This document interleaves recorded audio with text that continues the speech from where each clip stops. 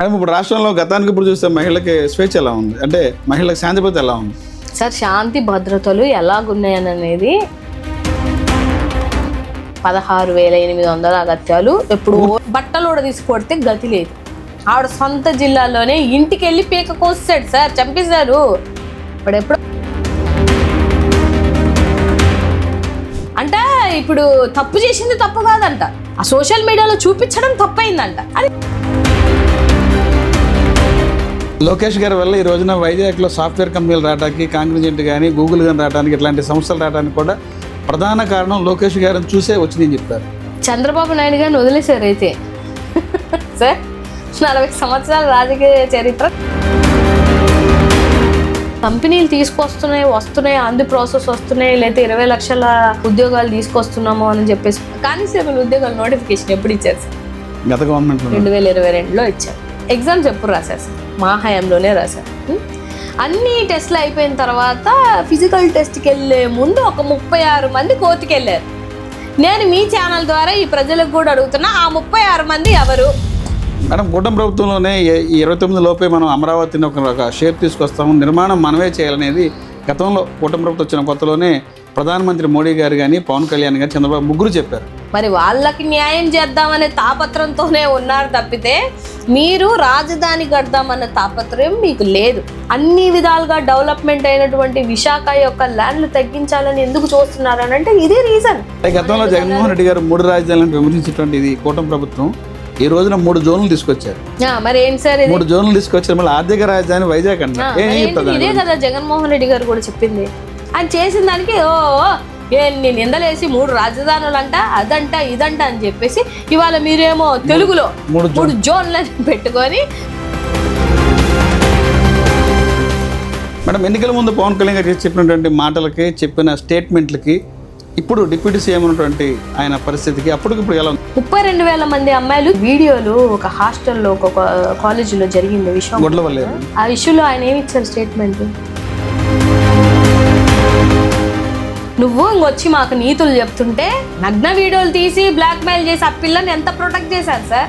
పవన్ కళ్యాణ్ గారు అప్పుడేం మాట్లాడారు, ఇప్పుడేం మాట్లాడుతున్నారు? కుటుంబంతో వచ్చిన దగ్గర నుంచి ఎందుకు మీరు హోంమంత్రి గారిని టార్గెట్ చేసి వీడియోలు చేస్తున్నారు? ఆవిడ ఎందుకు మీరు పోర్ట్రేట్ చేస్తున్నారు?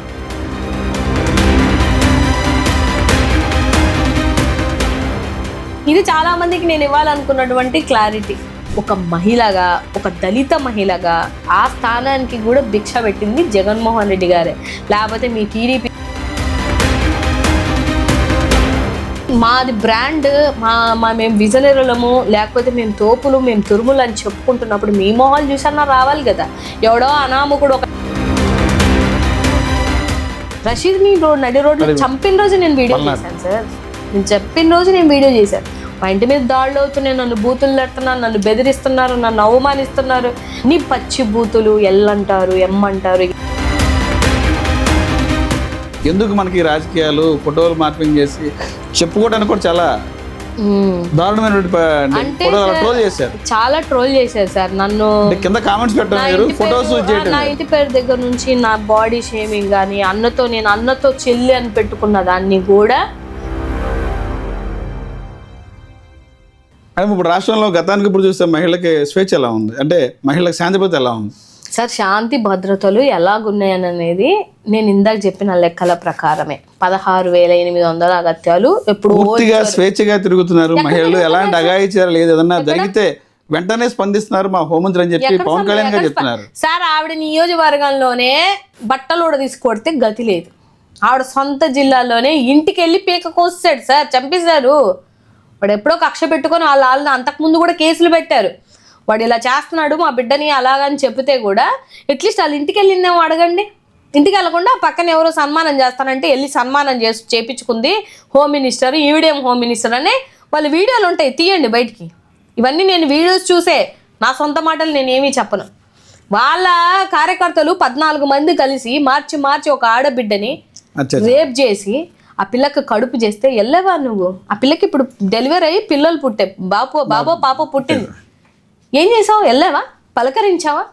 ఎక్కడున్నారో తెలుసా సార్? పోనీ పోనీ ఆ బిడ్డని తీసుకెళ్లి శిశు సంక్షేమానికి సంబంధించిన దాంట్లో అప్పు చెప్పడమో, ఈ బిడ్డ చదువుకునే బిడ్డ కదా, వెళ్ళి ఆ బిడ్డకి చదువు చెప్పడమో, రమ్మ నీకు భరోసా ఉండడమో.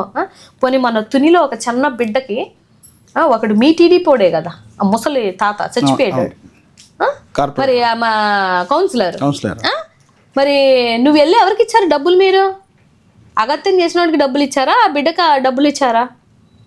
అగత్యం చేసిన వాడికి డబ్బులు ఇచ్చారు సార్ వీళ్ళు 20 లక్షలు. పాల్పడిన కుటుంబానికి, బాధిత కుటుంబానికి కాదు, బాధిత కుటుంబానికి అక్కడ ఉన్న నియోజకవర్గానికి సంబంధించిన పాపం వాళ్ళు ఇచ్చారు డబ్బులు. వెళ్ళి ఆ బిడ్డకి ఎంతవరకు చదువుకుంటే అంతవరకు మేము చదువు నేర్పిస్తామని చెప్పారు. అంటే ఇప్పుడు తప్పు చేసింది తప్పు కాదంట, ఆ సోషల్ మీడియాలో చూపించడం తప్పైందంట, అది వైఎస్ఆర్సీపీ తప్పంట.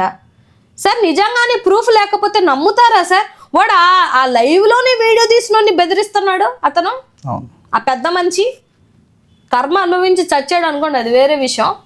లైవ్లోనే ఏంది నువ్వెందుకు వచ్చినావు, నువ్వెందుకు వీడియో తీస్తున్నావు, నేను దళితుడిని, నేను అదే సంథింగ్ ఏదో చెప్తున్నాడు కదా, నేను కౌన్సిలర్ని అదేదో చెప్తున్నాడు. మరి ఇట్లుంది సార్ పరిస్థితి. తప్పు చేసినోడు తప్పు కాదంట, ఏదో సామెత ఉంటుంది లేండి, తప్పు అత్త చూసినందుకు కోడలు నమ్మినందుకని మేమంట బయటికి తీసుకొచ్చినందుకు అది వైఎస్ఆర్సీపీ తప్పంట, వైఎస్ఆర్సీపీ హత్య అంట. మరి పట్టుకెళ్ళిన వ్యక్తిని రాత్రికి చంపేశారు, ఏమైపోయారు అనేది మిమ్మల్ని ప్రశ్నించాలి. ఎలా చంపాడని అనేది. ఇప్పుడు తప్పు పట్టామో అని అంటే మీరు చేతిలోకి తీసుకొని చంపేమని కాదు కదా అర్థం. మీరు చంపారు, ఆయన చచ్చిపోయాడు, ఇంకా దేవుడికే తెలియాలి. రాబో రోజుల్లో మా అన్న ప్రభుత్వంలోకి వస్తే డెఫినెట్గా అన్ని లెక్కలు తీస్తాం, అన్ని హత్యలు బయటకు వస్తాయి, అన్ని దందాలు బయటకు వస్తాయి. మేడం లాస్ట్గా చెప్పండి, ఏదైతే ఉన్నప్పుడు రాష్ట్ర ప్రభుత్వ అధికారం చెప్పబడినారు ఈ 18 నెలల కాలంలో దాదాపు 2 సార్లు అయితే మంత్రి నారా లోకేష్ గారు విదేశాల్లో పెట్టుబడుల కోసం వెళ్ళారు, పెట్టుబడులు తీసుకురావడానికి. లోకేష్ గారు టూర్ మీద ఎలా స్పందిస్తారు? పెట్టుబడి తీసుకెళ్ళడానికి వెళ్ళారా, పెట్టుబడి పెట్టడానికి వెళ్ళారా అనేది, పెట్టుబడులు తీసి ఆహ్వానించడానికి ఏమొచ్చాయి సార్? ఏమొచ్చాయి? 1,000 వస్తాయి అంటున్నారు, 1,000 వచ్చినవి ఎంఓయూలు చూపించమనండి. మనం ఏదైనా ఒక కంపెనీ తీసుకొచ్చామంటే కంపెనీకి ఎంఓయూ ఉంటుంది కదా సార్, ఊరుకుండానే వచ్చేస్తామా? సో అవన్నీ జనాలకి ఎందుకు చూపించట్లేదు? లోకేష్ గారి వల్ల ఈ రోజున వైజాగ్లో సాఫ్ట్వేర్ కంపెనీలు రావడానికి, కాంగ్రెజెంట్ కానీ గూగుల్ కానీ రావడానికి, ఇట్లాంటి సంస్థలు రావడానికి కూడా ప్రధాన కారణం లోకేష్ గారిని చూసే వచ్చిందని చెప్తారు. చంద్రబాబు నాయుడు గారిని వదిలేశారు అయితే సార్. 40 సంవత్సరాల రాజకీయ చరిత్ర చంద్రబాబు గారిని చూసి రాకుండా ఇప్పుడు లోకేష్ బాబు గారిని చూసి వస్తున్నాయా అంటే ఆయన కృషి చేశారు, ఆయన కృషి వల్లే ఈ సంస్థలు వచ్చాయని చెప్తారు. గూగుల్ లాంటి సంస్థ. ఈయన ఎప్పుడు వచ్చారు సార్ రాజకీయాలు? ఈయన కృషి చేసి రావడానికి. సార్ నేను ఏమంటున్నా అంటే ఇప్పుడు గూగుల్ ఎవరి ద్వారా వచ్చింది తెలీదా? అదని గూగుల్ సెంటర్ తీసుకొచ్చింది ఎవరో తెలీదా? అక్కడ శంకుస్థాపన చేసింది ఎవరో తెలీదా? 1,00,000 ఉద్యోగాలు వస్తాయండి గూగుల్ సెంటర్లో. రావు, వాళ్ళ ఎంఓఏని బయట పెట్టమనండి. ఆ ఎంఓఏలో ఉందంటే డైరెక్ట్గా ఇండైరెక్ట్గా 200 ఉద్యోగాలు మాత్రమే వస్తాయి. 1,00,000 ఉద్యోగాలు ఏంటి సార్? అది ఏంటిది డేటా సెంటర్ అంటే? డేటాని స్టోరేజ్ కదా, దాంట్లో ఉద్యోగస్తులకి ఏముంటుంది, అక్కడ పని ఏముంటుంది? జగన్మోహన్ రెడ్డి గారు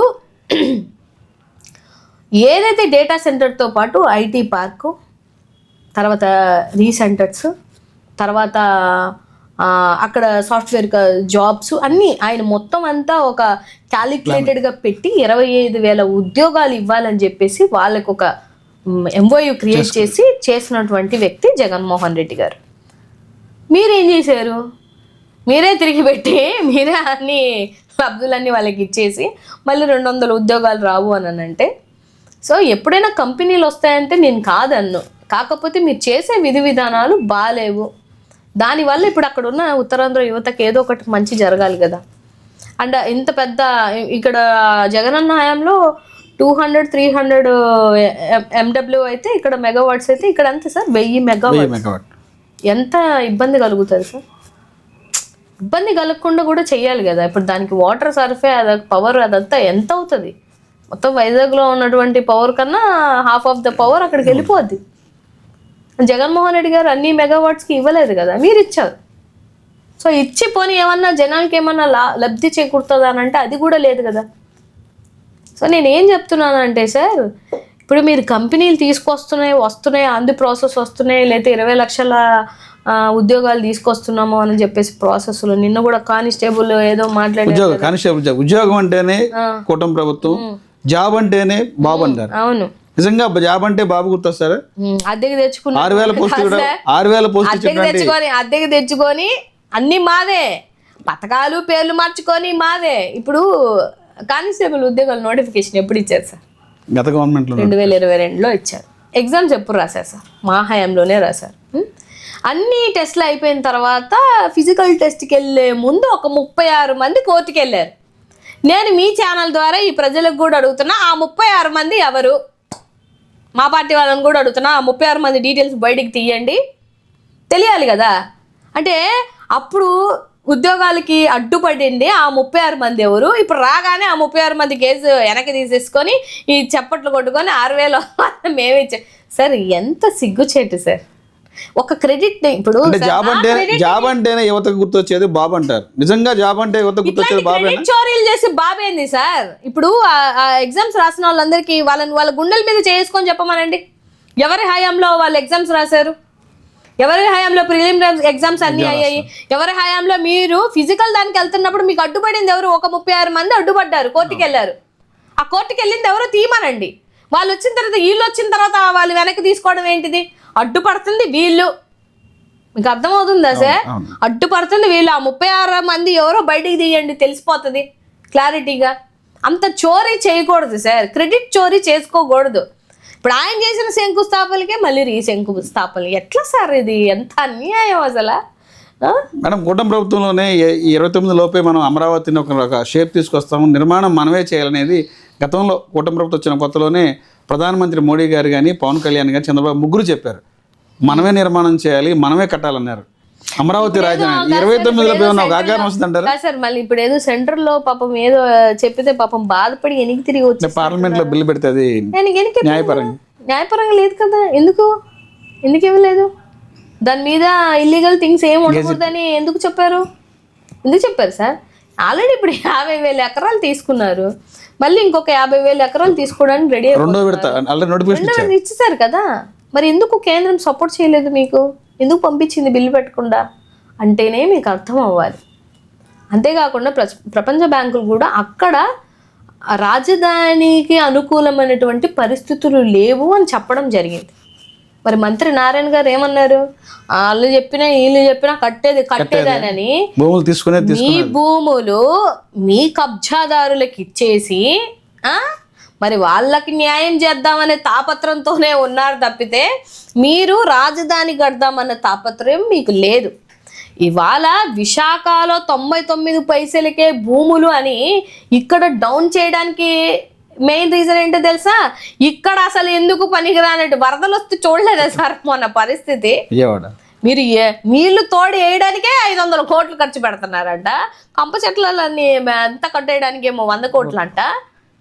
మళ్ళీ ఏంటిది తీగలు ఏదో లాగడానికి చేయడానికి అన్ని కోట్లు అని చెప్పేసి మాట్లాడుతున్నారు కదా.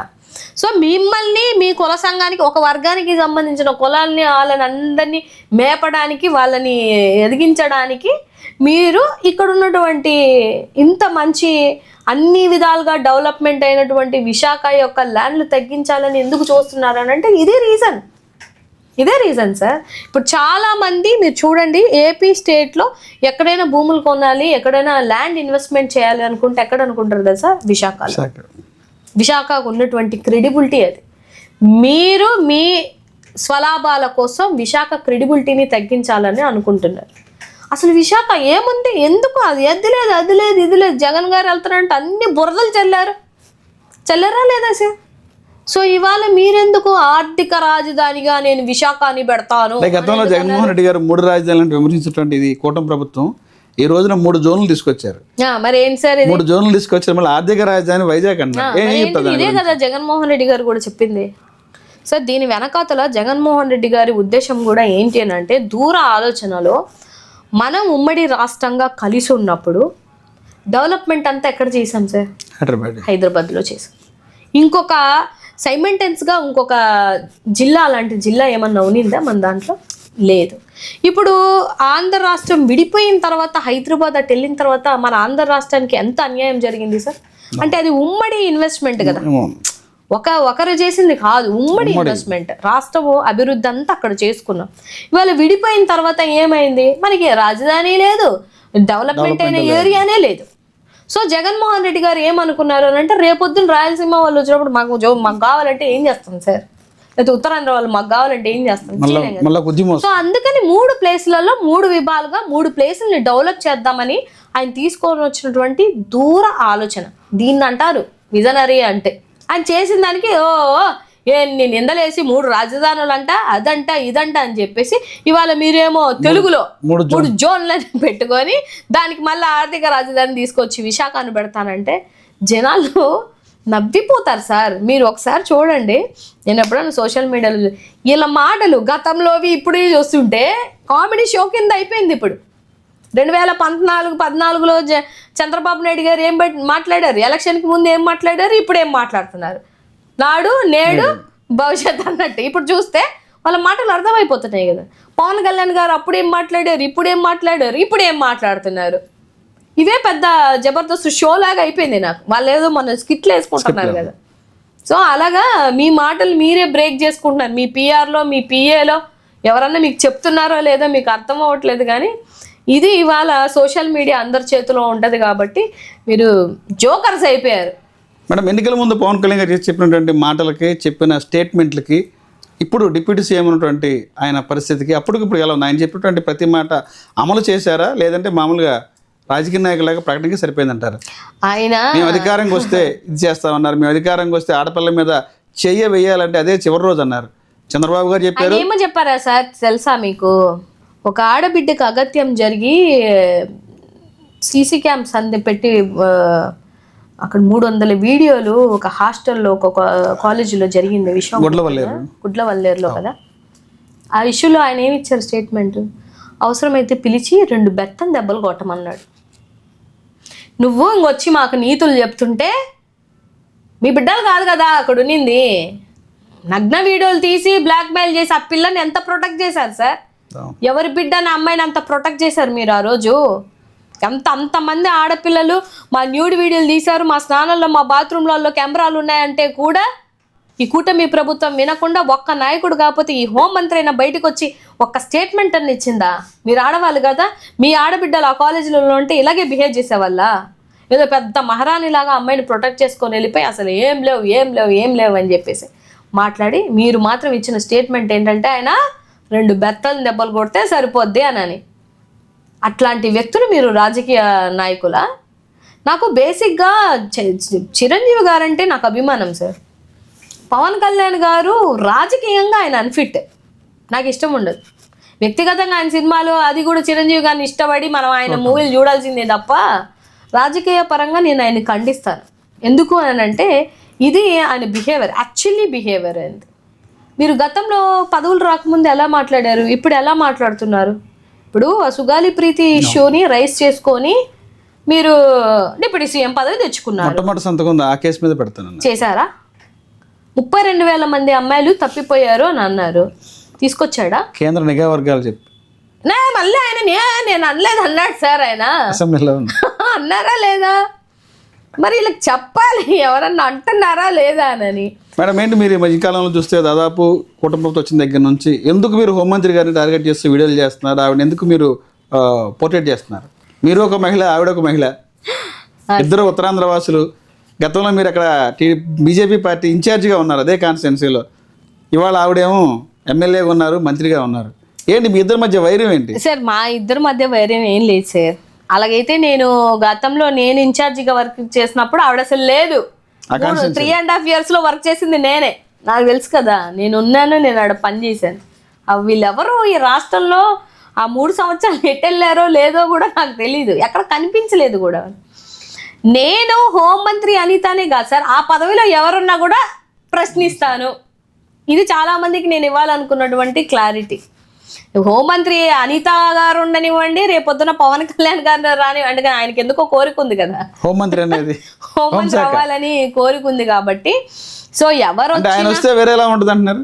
పవన్ కళ్యాణ్ గారు హోంశాఖ తీసుకుంటే మరోలా ఉంటుంది అంటున్నారు. ఏముంటది మరోలాగా? ఏముంటది సార్, ఏముంటది? ఇప్పుడు ఏమన్నా ఇప్పుడు ఆయన ఇచ్చిన పంచాయతీరాజ్ శాఖకి ఏమన్నా వేరేలాగా ఏమన్నా జరిగిందా? అంటే ఎవరో చేయనటువంటి విధంగా ఇప్పటి వరకు పంచాయతీరాజ్ చేయనటువంటి సంస్కరణలో పవన్ కళ్యాణ్ గారు చేశారనేది జనసేన పార్టీ అధికార ప్రతినిధి రాయపాటి అరుణ్ గారు చెప్తారు.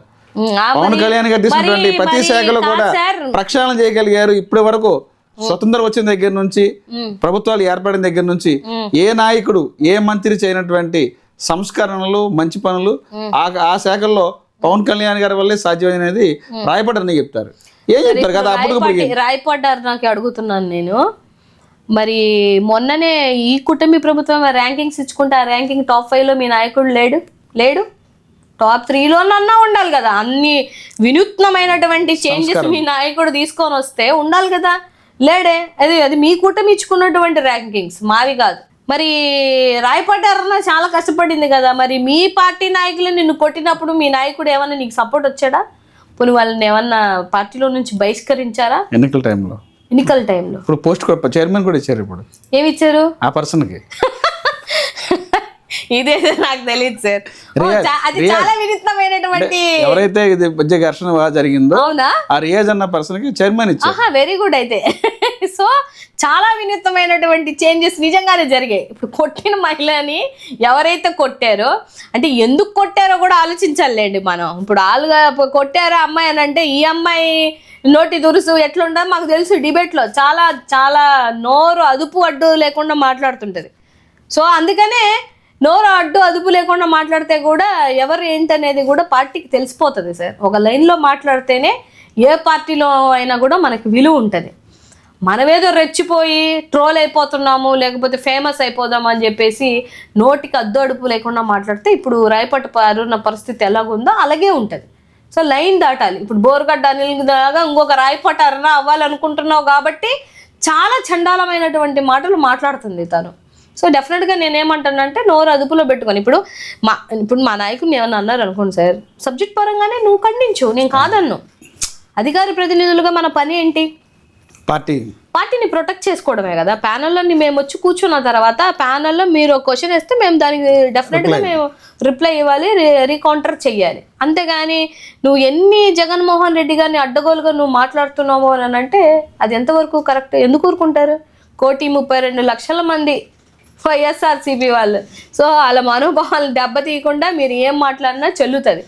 సో అందుకని నేను ఓవరాల్గా చెప్తుంది ఏంటంటే సార్, అనిత గారు హోంమంత్రిగా ఒక మహిళగా ఒక దళిత మహిళగా మీకు ఆ స్థానాన్ని ఇచ్చారు. ఆ స్థానానికి కూడా భిక్ష పెట్టింది జగన్మోహన్ రెడ్డి గారే. లేకపోతే మీ టీడీపీ చరిత్రలో ఎప్పుడు ఒక దళిత మహిళకి హోంమంత్రి ఇచ్చిన దాఖలాలే లేవు, ఒక దళితుడికి. సో నీకు ఇచ్చినప్పుడు నువ్వేం చేయాలనంటే ఏ మహిళకి కష్టం వస్తుంటే నువ్వు ఎక్కడ వరకు వెళ్తున్నావు? ఈ 18 నెలల కాలంలో ఆవిడ పోరాడింది ఒక్కటి లేదు సార్. వచ్చి జగన్మోహన్ రెడ్డి గారిని తిట్టుకోవడానికి నువ్వు అధికార ప్రతినిధుల మా పాత్ర పోషిస్తున్నావు నువ్వు. అంతే, పెద్దగా పాత్ర ఏం పోషించేది ఏం లేదు.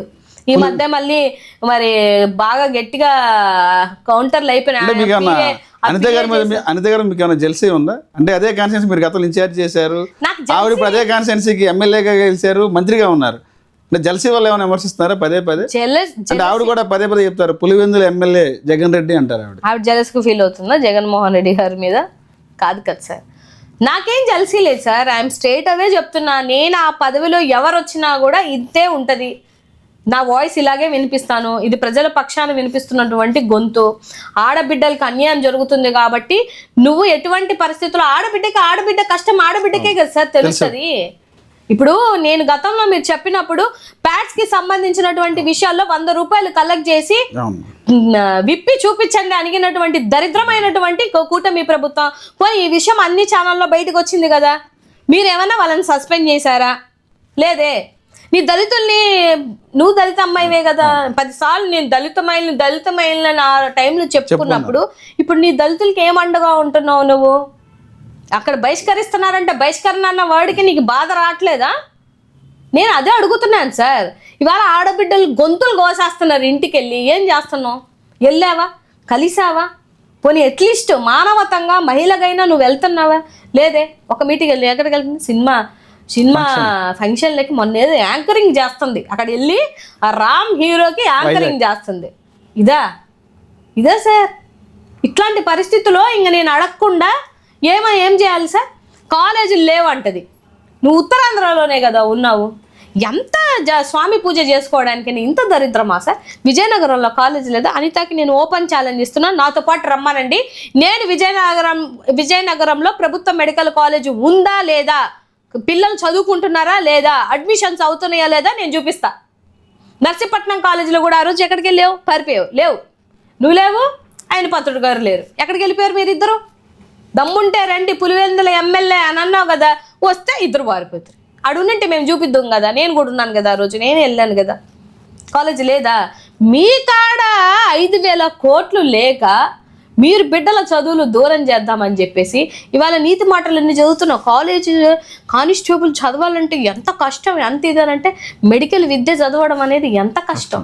ఒక సామాన్యుడికి మెడికల్ విద్య అనేది ఎంత అందని ద్రాక్ష. దాన్ని నువ్వు దూరం చేద్దామని అనుకుంటున్నావు అంటే నీ పదవికి ఏం న్యాయం చేస్తున్నావు? అంటే 5,000 కోట్లు ఖర్చు పెట్టలేని 1,00,000 కోట్ల రాజధాని నిర్మాణం సాగుద్దంటారా? 1,00,000 కోట్లు ఇప్పుడు ఏడ పూలు పుడుతున్నాయి సార్, వీళ్ళకి అప్పులు కూడా పుట్టవు. అది అలాగే ఉంటది చూడండి. వైసీపీ లేఖలు రాస్తానండి అమరావతికి అప్పే వద్దు, ఆంధ్రప్రదేశ్కి అప్పే వద్దు అనేది. ఏం సార్ ఎప్పుడు ఏదో సాగు చెప్పుకోకుండా ఏదో సాగు దొరకాలి వాళ్ళకి, మా మీద ఎప్పుడు బడి ఆడవాలి, పొద్దున్న లేస్తే జగన్మోహన్ రెడ్డి గారు జపం చేయాలి. ఈ 18 నెలల కాలంలో వాళ్ళు ఒక్క రోజైనా ఆయన పేరు దాటకుండా రాజకీయం చేసుకున్నారా? లేదు కదా. అంటే మాది బ్రాండ్, మేము విజనరీలము, లేకపోతే మేము తోపులు, మేము తురుములు అని చెప్పుకుంటున్నప్పుడు మీ మొహాలు చూసన్నా రావాలి కదా. ఎవడో అనామకుడు ఒక లెటర్ రాశాడని లెటర్ని బట్టి నమ్ముతున్నారా? కాదే. ఇది మీరు చేసినటువంటి రాష్ట్రానికి చేసినటువంటి హాని ఎవరన్నా చేశారు ఈ రాష్ట్రంలో అంటే కూటమి ప్రభుత్వంలో మీరే, టీడీపీయే ఎస్పెషల్లీ ఎక్కువ చెప్పాలండి. ఎందుకంటే అప్పులు అయిపోతున్నాయి, శ్రీలంక అయిపోతుంది, అమ్మేస్తున్నాడు, అది చేసేస్తున్నాడు, ఇచ్చేస్తున్నాడు. ల్యాండ్ టైటిల్ యాక్ట్ ఎవరు తెచ్చాడు సార్? ఎవరు తీసుకొచ్చారు? కేంద్రం. అది మీరు కేంద్రంలో తీసుకొని వచ్చి పురంధేశ్వరి గారు స్టేట్మెంట్ ఇవ్వలేదా? దాన్ని తీసుకొని వచ్చి జగన్మోహన్ రెడ్డి గారికి అంటగట్టి మళ్ళీ ఇప్పుడు దాన్ని మీరు చేసుకుంటున్నారు. అదే కూటమితో మీరు కలిసి ఉన్నారు, అదే బీజేపీతో కలిసి ఉన్నారు. ఇవాళ అదే బీజేపీలో 8 మంది ఎమ్మెల్యేలని గెలిపించారు. ఎవరికి సార్ ఈ కబుర్లన్నీ చెప్తారు? సో నేనేమంటున్నానంటే ఇప్పటికే చాలా క్లారిటీ, రియాలిటీ వచ్చింది సార్. గ్రౌండ్ లెవెల్లో ఉన్నటువంటి జనాలందరికీ అరే నాయనా మనము పాలిచ్చే ఆవుని దూరం చేసుకొని దున్నపోతుని తెచ్చుకొని తన్నించుకుంటున్నాం అనే ఒక ఆలోచన దృక్పథంలో ఉన్నారు సార్. డెఫినెట్గా రాబో రోజులలో ఇంతకన్నా దారుణం పరిస్థితి ఇంకా దిగజారుతుంది సార్. ఎందుకంటే ఈ 3.5 yearsలోనే వీళ్ళు 2,60,000 కోట్లు అప్పు చేశారు సార్. ముగ్గురు 3 ఫ్లైట్లు వేసుకొని తిరుగుతున్నారు సార్. అంతే తప్పితే రైతులకు ఇవ్వడానికి 4,000 కోట్లు లేవు సార్.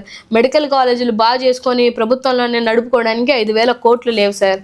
సో వీళ్ళ కబ్జాలను నడుపుకోవడానికి, వీళ్ళ థర్డ్ పార్టీలకి డబ్బులు ఇచ్చుకోవడానికి, ఒక వర్గాన్ని డెవలప్ చేసి పైకి లేపడానికి మాత్రం డబ్బులు ఉన్నాయి, అన్నీ ఉన్నాయి సార్. ఇవి రాష్ట్రంలో ఉన్నటువంటి ప్రభుత్వానికి చాలా చాలా క్లియర్గా ప్రజలకి అర్థమవుతుంది. ఈ ప్రభుత్వం యొక్క పరిస్థితి ఎలాగ ఉంటుంది అని అనేది ఇంకా ఈ 3 సంవత్సరాలలో 2, 3, 4, 5 నియోజకవర్గాలలో తరుముతున్నారు ఇప్పుడు ప్రజలు. రాబో రోజులలో 164 నియోజకవర్గాలలో ప్రజలు తరివి కొట్టడం గ్యారంటీ, రాసుకోండి. కూటమి ప్రభుత్వ అధికారంకి వచ్చిన కొత్తలో వైసీపీ ఓడిపోయిన తర్వాత మొట్టమొదటి సామాన్య కార్యకర్తగా పార్టీలోకి వచ్చారు. అలాగే మీడియా పరంగా వీడియోలు చేస్తూ ఉన్నారు జగన్మోహన్ రెడ్డి గారి దగ్గర. ఈ రోజున జగన్మోహన్ రెడ్డి గారి ప్యానల్లో వర్క్ చేస్తున్నారు. ఎలా ఉంది మీ జర్నీ జగన్మోహన్ రెడ్డి గారితో? నాకు గతంలో ఒక 5 years వర్క్ చేసిన ఎక్స్పీరియన్స్ ఉన్న, ఒక నియోజకవర్గానికి నేను ఇన్ఛార్జ్ చేసిన ఎక్స్పీరియన్స్ ఉన్నప్పటికీ కూడా నేను మళ్ళీ ఇక్కడ 0 నుంచే స్టార్ట్ చేశాను సార్. స్టార్టింగ్లో కొంచెం బాధ అనిపించింది. 0 నుంచి స్టార్ట్ చేయడం అంటే మనకి కొంచెం కష్టంగా ఉంటుంది కదా. నా యంగ్ టైమ్ ఒక 5 years ఇచ్చేసి మళ్ళీ ఇప్పుడు ఇంకొక 5 years ఇవ్వడానికి మనం రెడీ అవ్వాలి అని అంటే కొంచెం ఎక్కడో చిన్నది బాధ వేసినప్పటికీ కూడా నేను జగన్మోహన్ రెడ్డి గారి యొక్క ఆలోచన విధానాలు, నేను చదువుకున్న అమ్మాయిగా రాబో భవిష్యత్తు బాగుండాలని ఆయన తీసుకొచ్చినటువంటి ఏదైతే చేంజెస్, గవర్నమెంట్ స్కూల్లో ఆడబిడ్డల్ని ఐక్యరాజ్య సమితికి నడిపించారు sir. It's not a simple thing. అది ఒక లారీ డ్రైవర్ బిడ్డని యుఎస్ఏ సదస్సులో మాట్లాడించారు సార్. అదే ఆయన క్రెడిబిలిటీ. సో నాకు అది నచ్చింది. నేను అక్కడ ఉన్నప్పుడే నాకు తెలుసు కొన్ని పార్టీ పరిస్థితి ఎలా ఉంటుంది అనేది నాకు ఒక ఐడియా ఉంటుంది కదా. ఉన్నప్పటికీ కూడా నేను అన్నకు అండగా నిలబడాలి అనుకున్నా. ఫస్ట్ నేను మాట్లాడేటప్పుడు అసలు నేను ఒక అమ్మాయిని మాట్లాడుతున్న విషయమే అన్నకు తెలియదు, పార్టీ పెద్దలకు కూడా తెలియదు. అలా కంటిన్యూస్గా మీరు 8th month నాకు ఇంటర్వ్యూ చేశారు. దానికి ముందు ఒక 2-3 నెలలకే నాకు పిలిచారు, అన్నికి చెప్పారు. సరే కష్టపడమ్మా అని వాళ్ళు కూడా చూశారు. 18 నెలల కాలంలో 1400 వీడియోలు, 100 డిబేట్లు, దగ్గరగా 20 ప్రెస్ మీట్లు. సో ఇవాళ నాకు అన్న టీంలో నాకు ఛాన్స్ రావడం అనేది నాకు చాలా చాలా సంతోషమైనటువంటి విషయం సార్. అన్న నా వీడియోస్ చూసారు, అది నాకు హ్యాపీ థింగ్. అలాగే సజ్జల గారు కూడా నన్ను మంచిగా నువ్వు కష్టపడుతున్నావమ్మా అంటే సార్ కష్టపడే వాళ్ళకి ఇక్కడైతే మంచి స్థానం ఉంది సార్. అదైతే నాకు వచ్చిందని నేను చెప్పట్లేదు. నేను వెయిట్ చేసిన దానికి మనకి కష్టకాలంలో ఈ అమ్మాయి పని చేస్తుంది అంటే పదవులు ఇవ్వకపోయినా పిలిచి మేము ఉన్నామమ్మ జాగ్రత్తగా ఎంకరేజ్ చేసినటువంటి ఒక భరోసా ఉంది ఇక్కడ. అందుకనే నేను ఇవ్వకపోయినా నేను మెంటల్గా ఫిక్స్ సార్. నేను ఈ 5 ఏళ్ళు కష్టపడడానికి చాలా మంది అంటారు మల్లేశ్వరి ఎమ్మెల్యే కోసం వచ్చింది, ఇంకో దానికోసం వచ్చింది, దేనికోసం వచ్చినా 5 ఏళ్ళు కష్టపడాల్సిందే. నేను కష్టపడడానికి నేను ఫిక్స్ అయిపోయాను. అన్నని ఒక మాట అననివ్వదంటే నేను అననివ్వను. డిబేట్లో నా డిబేట్స్ ఎలా ఉంటాయో మీరు చూస్తున్నారు. నన్ను డిబేట్స్ కి నుంచి ఇంకా ఎక్కువ ఇష్టపడ్డారు సార్ జనాలు. ఇవాళ నాకు 65K 70K ఫాలోవర్స్ ఉన్నా ఏమున్నా కూడా జనాలు కష్టకాలంలో అండగా అన్నకి నిలబడిందనే నా మీద ఎక్కువ ప్రేమ. నేను ఎమ్మెల్యే కాదు, ఎంపీ కాదు, పొలిటికల్ బ్యాక్గ్రౌండ్. నేను బ్యాంక్ జాబ్ రిజైన్ చేసి వచ్చినటువంటి అమ్మాయిని. నేను ఒక సోషల్ యాక్టివిస్ట్ని. నా NGO నిహో ఫౌండేషన్ రీసెంట్ గానే 10th యానివర్సరీ చేశాను. సో నాకే బ్యాక్గ్రౌండ్ లేదు. నాకెవరో వెనకాతలు అంటే నా వెనకాతల నా అంబేద్కర్ గారు, నా భర్త, నా చదువు, నా వాయిస్, అలాగే నా జగన్మోహన్ రెడ్డి గారు, నా అన్న కూడా నాకు తోడుగా ఉన్నాడు. కాబట్టి ప్రజల పక్షాన వాయిస్ ఆఫ్ వాయిస్లెస్ గా నేను నిల్చోవాలి. వాయిస్ ఆఫ్ వాయిస్లెస్ అనే మాట అన్న ఓడిపోయిన తర్వాత ఆయన నోట్లో నుంచి వచ్చినటువంటి మాట సార్. అదే #, తోటి నేను ఇప్పటి వరకు నా వీడియోలన్నీ చూడండి. నా పోర్టల్లోనే 1400 వీడియోలు ఉంటాయి. ఇంకా వేరే ఛానల్లో అయితే బోర్డు పెట్టుకున్నారు నా వీడియోలు. నా లైవ్లు కూడా, ఫేస్బుక్ లైవ్లో కూడా కార్యకర్తలకి ధైర్యాన్ని నింపాలి కదా సార్. రషీద్ని నడి రోడ్లో చంపిన రోజు నేను వీడియో చేశాను సార్. మా ఇంటి మీద దాడులు అవుతున్నాయి, నన్ను బూతులు పెడుతున్నారు, నన్ను బెదిరిస్తున్నారు, నన్ను అవమానిస్తున్నారు, నన్ను హ్యూమిలేట్ చేస్తున్నారు. మా భర్తను కూడా సీమరాజు నా కోసం వీడియో చేశాడు, అరగంట వీడియో చేశాడు. సో మీరు నన్ను ఎంత బదలాం చేయాలని నా మీద ఎన్ని నెగిటివ్ ట్రోల్స్ చేసినా కూడా డెఫినెట్గా నేను అవన్నీ ఎదుర్కొని ముందుకెళ్ళే అమ్మాయిని సార్. నేను ఈ చెవన విని ఈ చెవన వదిలేస్తాను. చిన్న అంటే మన ఫ్యామిలీస్ ఏమైనా చూస్తారని కొంచెం ఇబ్బంది పడతాను తప్పితే నేనైతే లేదు సార్. అండ్ ఈ సందర్భంగా నా హస్బెండ్ కోసం ఎన్నిసార్లు చెప్పినా తక్కువే. బికాజ్ ఇలా మహిళలు బయటకు వచ్చి ఇంత కష్టపడుతున్నాము అని అంటే వెనకాతల భర్త సపోర్ట్ అనేది ఉండాలి సార్. నా భర్తే నాకు కొండంత అండ నిజంగా. నేను డే ఫస్ట్ నుంచి నేను మారిన రోజు కూడా నన్ను ఒక మాట అనలేదు. అలాగే ఈ పార్టీలోకి వచ్చిన తర్వాత ఆయన నోట్లో నుంచి నాకు పదవులు వచ్చిన తర్వాత నేను జగన్మోహన్ రెడ్డి గారిని కలిసాం. నేను మా హస్బెండ్ కూడా కలిసాం. అన్నకి చెప్పాను, అన్న నేను ఇంత కష్టపడుతున్నా అంటే చెప్పాలి కదా సార్. మన భర్త మనకి మన ఫ్యామిలీ చెప్పాలి కదా. ఇంత నెగిటివ్ ట్రోల్ అవుతుంటే ఏ భర్త ఊరుకుంటారు సార్. ఎక్కడో ఒక చోట కదా అన్ని పచ్చి బూతులు, ఎల్ అంటారు, ఎం అంటారు, ఏంటంటూ తిడుతున్నారు. ఫోటోలు మార్పింగ్ కూడా జరిగింది. మీ ఫోటోలు మార్పింగ్ చేసి నేను ఆ సందర్భంలో మీ హస్బెండ్ ఏమైనా ఆ టైంలో మీ ఇంట్లో వాళ్ళు కానీ అబ్జెక్షన్ పెట్టలేదు? ఎందుకు మనకి రాజకీయాలు, ఫోటోలు మార్పింగ్ చేసి చెప్పుకోవడానికి కూడా చాలా చాలా ట్రోల్ చేశారు సార్ నన్ను. కింద కామెంట్స్ పెట్టారు, ఫోటోస్ నా ఇంటి పేరు దగ్గర నుంచి నా బాడీ షేమింగ్ కానీ నేను అన్నతో చెల్లి అని పెట్టుకున్న దాన్ని కూడా ఇచ్చేసేసి ఏదో తప్పుడు మాటలు, తప్పుడు చాలా వల్గర్గా మాట్లాడి sir I have done my PhD MBA, ఎన్నో నాకు ఇంటర్నేషనల్ అవార్డ్స్ 2 వచ్చాయి సార్. నా కోసం ఆర్టికల్స్ రాశారు సార్. నేను ఎంతో సాధించినటువంటి అమ్మాయిని ఎవడో ముక్కు మొహం తెలియనోడు వచ్చి మమ్మల్ని అమ్మనాబూతులు తిడుతుంటే ఇందుకు కాదు కదా సార్ మా పేరెంట్స్ మమ్మల్ని కనింది. నేను ఒక ఇంటి కోడల్ని, ఆ ఇంటి పరువు నిలబెట్టాల్సినటువంటి బాధ్యత నాదే కదా. నా తమ్ముళ్ళు ఉన్నారు, నా తమ్ముళ్ళ వైఫ్లు ఉన్నారు, వాళ్ళ ఫ్యామిలీ ఉంటుంది. ఏందిరా అక్కని ఇంత ఇప్పుడు ఏముంది సార్, నువ్వు ఎల్లని తిడితే కింద 100 కామెంట్లు. నేను అలా కష్టపడతాను. నేను సెల్ఫ్ మేడ్ అమ్మాయిని సార్. సొసైటీ మీద నేను చేసినటువంటి సర్వీసులు ఈ చేత్తో నేను ఎంతో సర్వీస్ చేశాను. చాలా మంది అనుకుంటారు రాత్రికి మల్లీశ్వర్ ఏమి ఫేమ్ లోకి రాలేదు సార్. నా 10 ఏళ్ల కష్టం సార్. నా యంగ్ ఏజ్, నా యంగ్ టైమ్ నేను సొసైటీకి ఇచ్చాను నా సర్వీస్ ద్వారా. ఫస్ట్ డ్రగ్స్ మీద ఫైట్ చేసింది నేనే నా ఫౌండేషన్ ద్వారా. నా చరిత్ర తెలిస్తే అందరికీ తెలుస్తుంది. సో నేను ఎవరి జోలికి పోను సార్. నా జోలికి వస్తే ఊరుకోను సార్. నా పద్ధతి ఇలాగే ఉంటుంది. నేను ఒక సిస్టమేటిక్గా పనిచేయాలనుకున్నాను. నా రాజకీయానికి ఒక లైన్ పెట్టుకున్నాను. నేను ఎక్కడ లైన్ దాటి మాట్లాడను, తప్పుడు మాటలు మాట్లాడను, బూతులు మాట్లాడను. రాజకీయంగా నేను ఒక గోల్ పెట్టుకున్నాను. సో నాకు రైట్ పార్టీ దొరికింది జగన్ అన్న. ఆ అన్న నన్ను పిలిచి నన్ను సొంత చెల్లిలాగా ఆదరించాడు. చాలా నాకు ఇంతకేం సార్, అన్న మనసులో మనం ఉన్నామంటే ఇంకా అంతకన్నా పదవి ఏంది సార్ మీరు చెప్పండి. మా హస్బెండ్ ఆశ్చర్యపోయాడు. మల్లేశ్వరమ్మ అని అన్న పిలిచి మాట్లాడి అంత అంటే ఇంత కష్టపడిందా నా వైఫ్ 18 నెలల కాలంలో అని కాదు. ఏంది పిలిచింది ఊరికే విజయవాడ అంటది, హైదరాబాద్ వెళ్ళి డిబేట్లు అంటది ఉంటది కదా. అది మనం ప్రూవ్ చేసుకున్నాం. నేను ఇవాళ నేను సాటిస్ఫైడ్ గా ఉన్నా. సో ఐఎమ్ రెడీ ఫర్ ఇంకా నెక్స్ట్ 3.5 years కి కూడా ఇంతకన్నా మించే పని చేస్తాను తప్పితే పదవుల కోసం నేను పనిచేయను సార్. నేనేంటంటే నా మెయిన్ టార్గెట్ ఏంటంటే మన భవిష్యత్తుతో పాటు రాబో తరాల పిల్లల భవిష్యత్తు కూడా బాగుండాలంటే జగన్మోహన్ రెడ్డి గారు మళ్ళీ సీఎం అవ్వాల్సిందే. పేదల పార్టీ సార్ ఇది, పేదల పార్టీ. పేదల కోసం పెన్నిదిగా నిల్చున్నటువంటి వ్యక్తి అప్పట్లో రాజశేఖర్ రెడ్డి గారు. అదే క్వాలిటీస్ నేను జగన్మోహన్ రెడ్డి గారిలో చూశాను. సో వన్స్ ఆయనకి పరిచయం అయితే ఇంకా మళ్ళీ ఇంకొక ధ్యాస ఇంకొక పార్టీలు. మొన్న ఎవరు అడుగుతున్నా అక్క లేదురా నేను ఎక్కడికి వెళ్ళనరా, మళ్ళీ జగన్ నేను సీఎం చేసేదాకా నేను ఇందులోనే ఉంటాను. ఆ టైంలో మీ మీద కొంత రూమర్ కూడా వచ్చింది, జనసేనకి వెళ్ళిపోతున్నారు కొంతమంది టీం అని చెప్పి పేర్లు వచ్చిన. ఆ పేరు లిస్టులో మీ పేరు కూడా ఉంది. పొరపాటున కూడా నేను జనసేనలోకి వెళ్ళను సార్, పొరపాటున కూడా వెళ్ళను సార్. నాకు పెద్ద పదవులు ఇస్తాను. నాకు అలా అయితే టీడీపీ నుంచే ఆఫర్ వచ్చింది సార్. టీడీపీ నుంచే ఆ అమ్మాయి చాలా మంచి వాయిస్, ఆ అమ్మాయిని పిలిపించిందని అక్కడ నుంచి సంబంధించిన వాళ్ళే పిలిపించి నీకు ఏదో పదవి ఇస్తానంటే నేను చాలా కూల్గా రెస్పాండ్ అయ్యి చెప్పాను, నేను ఈ పార్టీ దెబ్బతే ఇంకొక పార్టీలోకి వెళ్ళను. ఇదే మాట అందరూ చెప్పుండొచ్చు, కానీ నేను ఇంతలా అక్కడ ఉన్నప్పుడు కూడా నేను చెప్పలేదు. ఎందుకనంటే నాకు రైట్ పార్టీ దొరికిందన్న హ్యాపీనెస్ ఇవాళ ఉంది.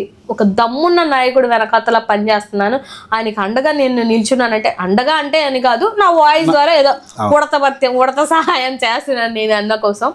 సో డెఫినెట్గా రాబో రోజులలో ఒక మంచి నాయకుడిని ఎన్నుకోవాల్సినటువంటి బాధ్యత ఈ రాష్ట్ర ప్రజల మీద ఉంది.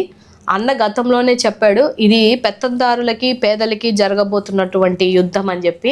ఇవాళ పేదలు ఎంతమంది బాధపడుతున్నారు, మధ్యతరగతి మంది ప్రజలు ఎంతమంది బాధపడుతున్నారు, యువత మహిళలు ఎంతమంది బాధపడుతున్నారు అనేది ఒకసారి గ్రౌండ్ రియాలిటీలో చెక్ చేసుకొని మీరందరూ మీ అభిమానాన్ని ఓటు రూపంలో మార్చి నిజంగానే ఇంకా 3.5 సంవత్సరాలు ఉన్నప్పటికీ కూడా మళ్ళీ జగన్మోహన్ రెడ్డి గారు వస్తున్నారు అని అంటే వాళ్ళు భయపడుతున్నారంటే అర్థం ఏంటి అని అంటే వాళ్ళ పరిపాలనలో ఉన్నటువంటి నిర్లక్ష్యం, వాళ్ళ పరిపాలనలో ఉన్నటువంటి లోపాలు వాళ్ళకి తెలుసు కాబట్టి. సో డెఫినెట్గా ఈ రాష్ట్రంలో ఉన్నటువంటి ప్రజలందరికీ అండగా నిల్చున్నటువంటి మన జగనన్నకి అండగా ఉండండి. ఆయన చేసిన మంచిని నాతో పాటు మీరు కూడా రీచెక్ చేసి తెలుసుకోండి, అసలు ఉన్నాయా లేదా, ఆయన చేశాడా లేదా అని తెలుసుకొని మళ్ళీ అన్నని సింహాసనం మీద కూర్చోబెడతారని చెప్పి. వైసీపీ గవర్నమెంట్లో దళితుల మీద దమనకాండం జరిగింది. డాక్టర్ సుధాకర్ హత్యకు కూడా ప్రధాన కారణం వైసీపీ అంటారు. నిజంగా ఎవరైతే వైసీపీలో ఉన్నటువంటి ఎస్సీలు ఉన్నారో వారికి కనీసం జ్ఞానం ఉంటే టీడీపీలోకి రావాలని చెప్పి అంటారు. ఏం చెప్తారు మీరు ఒక దళిత నాయకురాలుగా? సార్ ఇవాళ నేను అంబేద్కర్ గారు ఆశాభావాలతో వచ్చిన అమ్మాయిని, ఉద్యమంలో నుంచి వచ్చినటువంటి అమ్మాయిని, ఈ విషయం అందరికీ తెలుసు. నేను సుధాకర్ గారి విషయంలో, సుధాకర్ గారు డాక్టర్గా రిజైన్ చేసినప్పుడు మీరేదో టికెట్ ఇస్తానన్నారు టీడీపీలో, వాళ్ళు టికెట్ ఇస్తానని చెప్పేసి రిజైన్ చేయించారు ఆయన చేత, అవునా? దాని తర్వాత నేను రియాలిటీ చెక్లో నేను చెక్ చేసినప్పుడు అతను కూడా నా ఫ్రెండ్కి తెలిసిన కామన్, మా వైజాగే కదా, మా ఉత్తరాంధ్ర అతనే కదా, అతను చనిపోయింది హార్ట్ అటాక్ వల్ల. ఎప్పుడు ఆ ఇష్యూ జరిగింది, ఎప్పుడు ఆయన చనిపోయింది, ఎప్పుడు ఆయన్ని వీడియో ఒకటి చూసారా మీరు? మోదీ గారిని పచ్చి బూతులు తిట్టుకుంటూ ఆ బూతులన్నీ ఆడుతూ తాగేసి రోడ్డు మీద పోతున్న వాళ్ళ మీద స్ప్లిట్ వేసి ఆ వీడియో చూస్తే పిచ్చోడేమో అనుకొని నిజంగానే చేతులు కట్టేసి ఆ రోజు కూర్చోబెట్టారు. ఎవరైనా అంతే కదా సార్, ఆ గుండె వేసుకొని ఎవరు గుర్తుపడతారు? నువ్వు డాక్టర్వి లేకపోతే నీకు ఒక పదవి ఇస్తానని చెప్పేసి నీకు ఎమ్మెల్యే సీట్ ఇస్తానని చెప్పి రిజైన్ చేశారని ఎవరు గుర్తుపడతారు? గుర్తుపట్టరు కదా. సో కావాలని అతను ఒక పచ్చ ప్రేమ ఉన్నటువంటి ఆస్థాన కవుల్లో ఒక ఆస్థాన కవి. ఇప్పుడు ఇవాళ రాజేష్ రేంజర్ మహాసేన రాజేష్ మాట్లాడతాడు, నువ్వు పచ్చ మీడియాలో ఉండే కదా మాట్లాడతావు, నువ్వేం మాట్లాడగలుగుతావు? నువ్వు వర్గీకరణ అయిన విషయంలో ఏమన్నా మాట్లాడగలుగుతావా? వర్గీకరణ చేసింది చంద్రబాబు నాయుడే గారా. నువ్వు మాల సమాజ వర్గానికి సంబంధించిన వ్యక్తివే కదా, నువ్వేంటి నీ స్టాండ్ ఏంటి చెప్పమనండి, అతన్ని చెప్పమనండి సార్. సో నేను అది కాకుండా నేను దళితుల ప్రియారిటీ ఏంటనంటే ఇవాళ మరి హోంమంత్రి పదవులు కానీ ఇవన్నీ కానీ ఎక్కడి నుంచి జగన్మోహన్ రెడ్డి గారు ఇచ్చింది ఎవరికి? దళితులకే కదా. దళితులకి ఇప్పుడు నందిగం సురేష్ అన్న ఎవరు సార్? ఎస్సీఏ. పదవి ఇవ్వక ముందు ఏంది ఆయన? టిప్పర్ లారీ డ్రైవర్కి ఇచ్చాడు సార్ అన్న. ఏమి కానీ ఒక మహిళని ఎంపీ చేశాడు సార్, జిల్లా అధ్యక్షురాలకి ఎంపీ సీట్ ఇచ్చాడు సార్ అన్న. సో ఇవన్నీ చేశారు. ఇవన్నీ ఒక పక్కన పెడితే నేను అంబేద్కరిస్ట్గా, అంబేద్కర్ ఆలోచన విధానాలతో ఉన్నటువంటి ఒక మనిషిగా 175 అడుగుల విగ్రహాన్ని పైన అమ్మవారు కిందకు అమ్మవారు అని చెప్పేటువంటి ఒక మాటని ఇవాళ పైన అమ్మవారు కింద అంబేద్కర్ గారు ఉన్నారన్న మాట మీరు తీసుకోలేక ఇవాళ అంబేద్కర్ గారి దగ్గర ఒక జయంతి జరిగినా వర్ధంతి జరిగినా కూడా దండలేనటువంటి వాళ్ళని ఇవాళ రాజేష్ గారు అడగలేరా? నువ్వు అడగగలుగుతున్నావా? నువ్వు దండేసావా ఏ రోజన్నా? లేదే. అంబేద్కర్ గారి తలలు నరికేస్తుంటే నేను పైకిరోపేటకి వెళ్ళాను సార్. మరి అక్కడే ఉంది కదా అనిత. అంటే మీకు పదవులు రాకముందు మీకు అంబేద్కర్ కావాలా, రాజ్యాంగం కావాలా, ఆయన రాసిన రాజ్యాంగం కావాలా, అంబేద్కర్ గారు కావాలా. పదవులు వచ్చిన తర్వాత నీ పాయకరావుపేట నియోజకవర్గంలోనే అంబేద్కర్ గారి తల తీసేస్తే నువ్వేం చేసావు? నేను వెళ్ళాను, నా దళిత సోదరులు నన్ను పిలిస్తే నేను వెళ్ళి అక్కడ మాట్లాడి మళ్ళీ 24 అవర్స్లో అక్కడ తల తీసేసింది పక్కన పెట్టి విగ్రహం పెట్టాం సార్ మేము. ఇది ఏ పార్టీలో ఉన్న అంబేద్కర్ గారి నిబద్ధత అంటే. నేను పార్టీల కోసం జాతి కోసం అన్యాయం జరిగితే నేను ఎన్ని వెళ్తున్నానో నాకు తెలుసు. సుగాలి ప్రీతి యాడ కర్నూలు సార్. మన ఎస్సీ ఎస్టీ బిడ్డలకు అన్యాయం జరిగితే ఎవడెళ్తాడు సార్? నేను వెళ్ళాను. నేను వెళ్ళి ప్రశ్నించి 5 కిలోమీటర్లు చెప్పులు లేకుండా పాదయాత్ర చేసి ఆ రోజు ప్రశ్నించి వచ్చాను. ఇది మా సిన్సియారిటీ. సో నేను ఏం కోరుకుంటానంటే సార్, దళితులకి అన్యాయం జరిగినప్పుడల్లా మా వాయిస్లు వినిపించాయి. గ్రౌండ్ రియాలిటీ చెక్ చేస్తాం. అసలు ఏం జరిగింది అనేది నేను చెక్ చేస్తాను. చెక్ చేయకుండా బ్లైండ్గా నేను చెప్పను. నా పద్ధతే అది కాదు. నేను చెక్ చేశాను, అక్కడ రియాలిటీలు ఏంటనేది ఎంక్వైరీ చేశాను. సో అతన్ని చనిపోవడానికి అసలు వైఎస్ఆర్సీపీకి సంబంధమే లేదు, అయినా దళితుడు అని చెప్పేసి అంట కట్టారు. రిజైన్లు చేయించింది మీరు, వాడుకొని వదిలేసింది మీరు, అతన్ని మనస్తాపానికి గురి చేసింది మీరు. మళ్ళీ దిప్పి జగన్మోహన్ రెడ్డి గారు 30,000 మంది తప్పిపోయారంటారు. అటు దిప్పి జగన్మోహన్ రెడ్డి గారు. ఏంది సార్ అన్యాయం? సో రియాలిటీ చెక్లో ఇవాళ జనాలకి ఒక క్లారిటీ వచ్చింది, దళితులకి కూడా ఒక క్లారిటీ వచ్చింది. ఇవాళ చనిపోతున్న ఆడబిడ్డలందరూ దళిత మహిళలే సార్. చిన్న ఆడబిడ్డ అగత్యాలకి లోనవుతుంది. నువ్వు దళిత మహిళవి ఏం చేస్తున్నారు మీరంతా? ఊడిగం చేసుకోండి, నేనేం కాదన్నే, చేసుకోండి. మీరు ఊడిగం చేసుకుంటూనే ఉండండి. పదవులు పోయాక మళ్ళీ వచ్చి అంబేద్కర్ గారు లేకపోతే మాకు రాజ్యాంగం ఉంది, మాకు హక్కులు ఉన్నాయి అంటే మరి ఇవాళ ఏమయ్యాయి మీ హక్కులు? పదవి అహంకారం మీకు నెత్తికి ఎక్కిన తర్వాత ఇవాళ అంబేద్కర్ గారు మీకు లెక్కలే. కూటమి ప్రభుత్వంలోనే అంబేద్కర్ గారి మీద చెప్పులు వేస్తున్నారు సార్. తీయండి, అంబేద్కర్ గారి చరిత్ర నా దగ్గర ఉన్నాయి. నేను అందులో ఉన్న ఒక టీడీపీ ఒక ఈడియట్ నోటికి వచ్చినట్టు పచ్చి బూతులు అంబేద్కర్ మీద పోస్టులు పెడుతుంటే నేను వైజాగ్లో స్టేషన్లోకి వెళ్ళి కంప్లైంట్ ఇచ్చాను సార్. తీయండి, నా దగ్గర కంప్లైంట్ కూడా ఉంది కదా, నా వీడియోలు కూడా ఉంటాయి కదా, చూడమనంటే. ఏం చేస్తున్నారు మీరంతా? మీరు అత్యున్నత పదవుల్లో, నేనేమీ కాకుండా మేమే ఎంత పోరాటం చేస్తున్నాం కదా. మీరు అత్యున్నత పదవిలో ఉండి అంబేద్కర్ గారు అవమానపడుతుంటే, దళితులు అవమానం పడుతుంటే ఏం చేస్తున్నారు? సో ఇక్కడ నాకు అంబేద్కర్ గారి ఆలోచన విధానం, నాకు జగన్మోహన్ రెడ్డి గారు ఆయన కూడా చదువు విద్య అనే అన్నారు. అదే విద్య ప్రియారిటీ జగనన్నలో నేను చూశాను. ఇప్పుడు పిల్లలు స్కూల్ని వాళ్ళ పిల్లల్ని వాళ్ళు డెవలప్ చేస్తే ఏమన్నా వాళ్ళకి ఏం ఓటు హక్కులు ఉన్నాయండి సార్? రేపు నాకు వేసేస్తారు ఓట్లు అని అనుకోవడానికి లేదు కదా. ఆయన చేసినటువంటి డెవలప్మెంట్ స్కూల్ వెళ్ళండి చూడండి. ఇవాళ ఎంత సిగ్గు చేయటంటే మళ్ళీ ఆయన స్కూళ్ళలోకి వెళ్తే ఆయన డెవలప్మెంట్ తెలిసిపోతుందని సెట్లు వేస్తున్నారు వీళ్ళు. స్కూల్ సెట్లు వేసి సెట్లల్లో కూర్చోబెట్టి ఆ సెట్ డబ్బు లేదు అక్కడ దేనికో దానికి వాడచ్చు కదా సార్. ఆ స్కూల్ డెవలప్ అవుతుంది. సో ఆయన పేరు ఎక్కడ రాకూడదని మీరు ఆలోచిస్తున్నారు. ఆయన పేరు ఆయన చేసినటువంటి మంచి జనాల గుండెల్లో ఉంది. అది మీరు తీసేయడం మీ తరం కాదు. కాబట్టి డెఫినెట్గా దళితులకి అన్నకి దళితులకి ప్రియారిటీ ఇస్తారు సార్. నేను దళిత మహిళనే కదా, అన్న నేను ఇట్టా అన్నగానే అన్న దగ్గరికి రామ్మ చెల్లి అన్నని దగ్గర నిల్చోబెట్టుకున్నాడు. ఉన్నది ఉన్నట్టు చెప్పాలి కదా సార్. నేను బయట ఉన్నప్పుడు అమ్మో ఏమనుకుంటారో ఏమంటాడు దళిత మహిళను అంటే ఎట్లుంటుందో రియాక్షన్ అనుకున్నా. నేను ఫస్ట్ ఆయనను పిలిచి సార్ నేను ఇదే అని చెప్పాను, చెప్పుకోవాలి కదా సార్. నేను నా జాతిని నేను చెప్పుకోవడంలో నేను ఏ రోజు సిగ్గుపడాను. చెప్పితే వెంటనే అన్న పాజిటివ్గా రెస్పాండ్ అయ్యారు. రామ్మా అని. ఇవాళ అన్న చుట్టూ ఉన్న దళితులందరూ ఎవరు సార్? వాళ్ళకి ఎందుకు సార్ ఆ ప్రియారిటీ ఇవ్వాలి?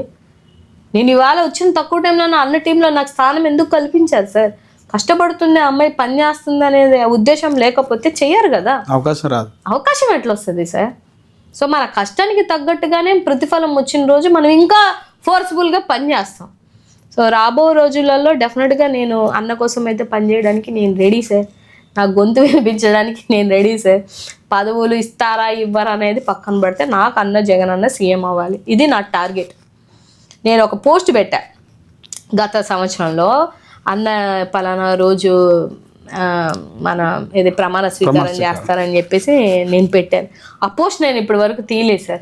అదే పోస్ట్ మళ్ళీ నేను రీఎడిట్ చేసి అదే పోస్ట్ని రీఎడిట్ చేసి నేను మళ్ళీ పెడతాను. ఆ రోజు పెట్టే రోజు రావాలని నేను కోరుకుంటున్నా. వస్తుంది డ్యామ్ షూర్గా. సో జనాల్లో కూడా ఇవాళ ఈ కూటమి ప్రభుత్వం కుట్రలేంటి, వీళ్ళు పన్నుతున్నటువంటి పన్నాగాలేంటి, వీళ్ళు చేస్తున్నటువంటి కబ్జాలు కానీ ఈ దందాలు కానీ, అసలు లా అండ్ ఆర్డర్ మొన్న ఇచ్చిన రిపోర్ట్స్ కూడా చూసారు కదా సార్. ఎంత ర్యాంక్ ఎంత 34 ఎంత వచ్చింది? 36 అంటే 30 పాస్ కూడా అవ్వలేదు సార్. 34 అనుకుంటా. మా పాస్ కూడా అవ్వలేదు. 100 మార్కులు అనుకుంటే చాలా లీస్ట్లో ఉన్నాం. సో ఇవన్నీ లెక్కల ప్రకారం చూసుకున్న పరిస్థితులు అయితే ఏం బాగాలేవు సార్. ఇంకా రాను ఇంకా ఘోరంగా ఉంటుంది. సో డెఫినెట్గా ఇలాంటి పరిపాలన అయితే ప్రజలు తిప్పి కొడతారని నేను అనుకుంటున్నా. రాబో రోజులలో మళ్ళీ జగనన్న సీఎం అవ్వాలనేది నా కోరిక.